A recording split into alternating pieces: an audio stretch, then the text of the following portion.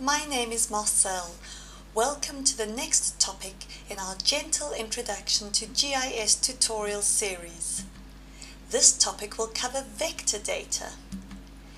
Vector data provide a way to represent real-world features in a GIS application. Imagine you are looking out over a landscape from the top of a hill. Looking out, you see houses, trees, rivers, and roads, and so on.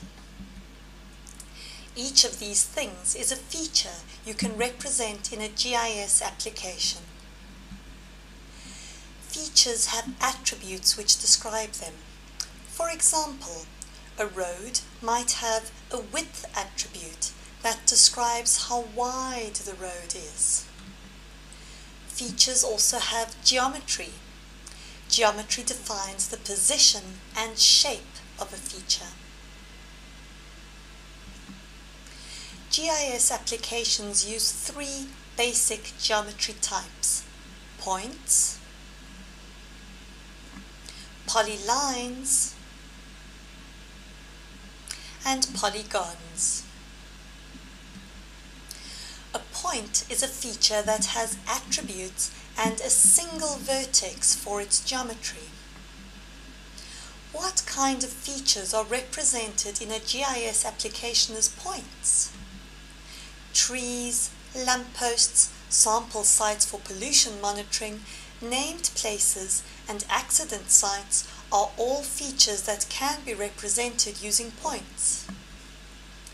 The geometry of a point is usually specified as a longitude, or x, and latitude, or y, coordinate. The attributes of a point describe the point. For example, for tree features, the attributes might describe what kind of tree each point represents. A polyline is a sequence of vertices that are connected. Examples of polyline features are rivers, roads, railways, contour lines, and so on. Each polyline feature also has attributes. For example, a path feature may have an attribute name, which tells us the path's name, and a description, which tells us more about it.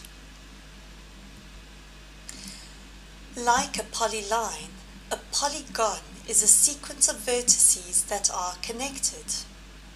However, a polygon will always form an enclosed area.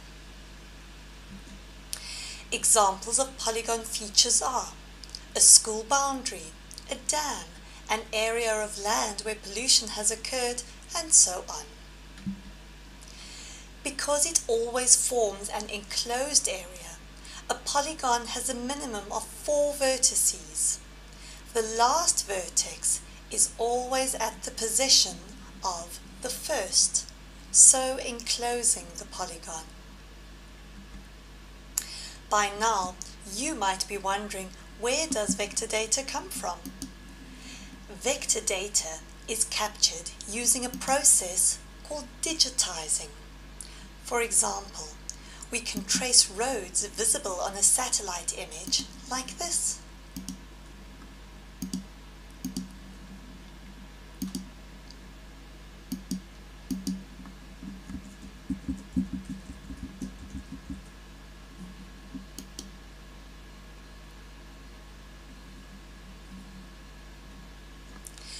We will look at digitizing more closely in an upcoming topic. Vector data can also be obtained from devices such as GPS receivers.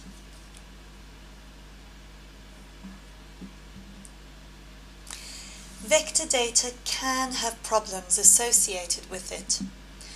One thing to be aware of is the scale of the vector data. Vector data always has a scale associated with it. Small-scale maps that cover a large area are normally not as useful at large scales.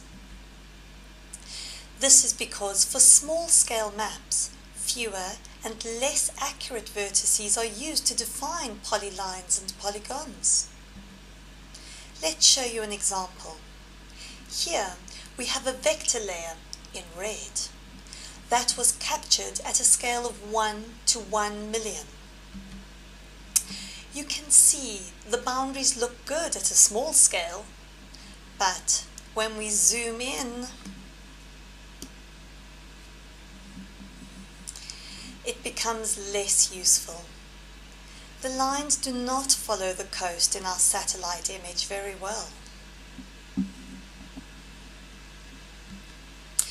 If we use a vector layer capture at a large scale, like this one in yellow, captured at 1 to 50,000, you will see that the coastline is much more closely matched by the vector layer.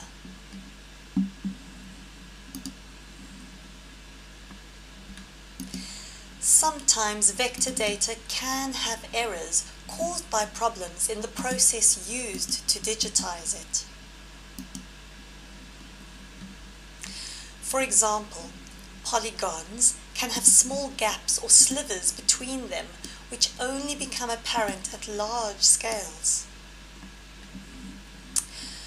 Undershoots can occur when two line features don't quite connect.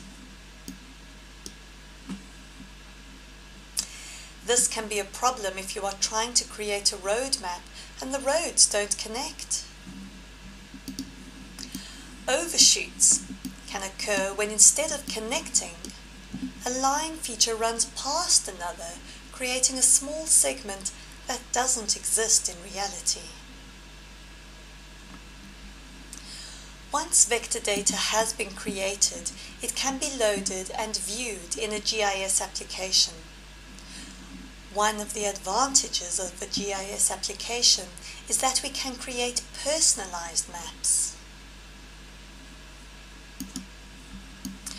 When vector layers are first added to the map view, the GIS will use a random color and style.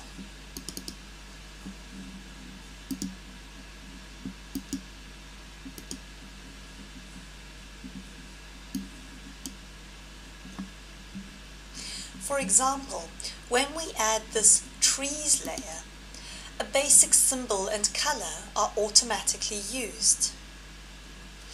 We can change the default symbol used to one more suitable, like using tree icons for this tree layer.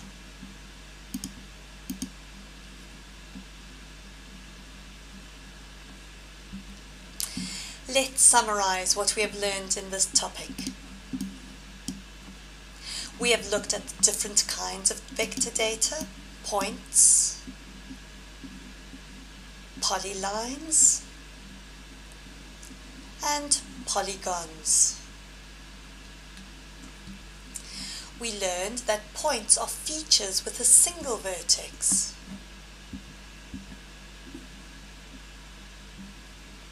And that polylines are features with a geometry made up of a sequence of vertices. Polygons are features with a sequence of vertices that form enclosed areas. Vector features have attributes and geometry. In the next topic, we will look more closely at attribute data. Thank you for watching.